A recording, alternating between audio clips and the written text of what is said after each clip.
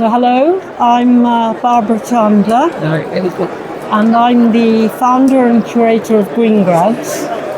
And Greengrads is a platform for new UK graduates whose final projects have in some way embraced environmental issues.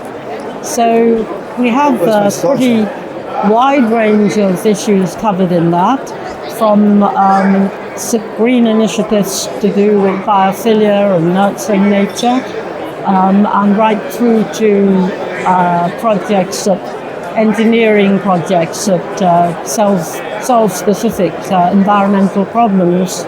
So our Greengrads range from artists really making statements about the environment through to what I mentioned, the engineers who are proposing solutions. Well, I come to the show today specifically to be part of a panel where we were discussing the shift in attitudes for the younger generations towards sustainability and how that might affect the workplace.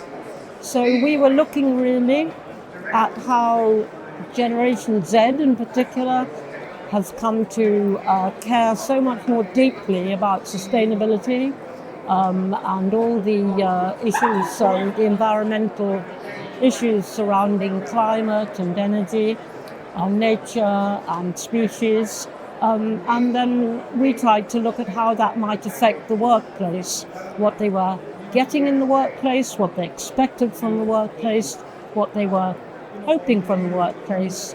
We also tried to remind people that actually the Gen Z now, who might be the employees, were actually in maybe 10 years or so going to be the employers. And that was when we might see the real generational shift in the workplace, because then they would have the power to make the changes.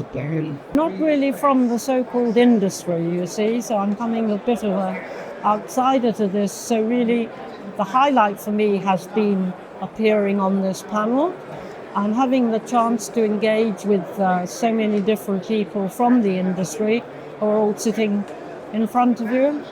I even got a little clap for one of my points. So the highlight for me was seeing the huge interest in what we were talking about.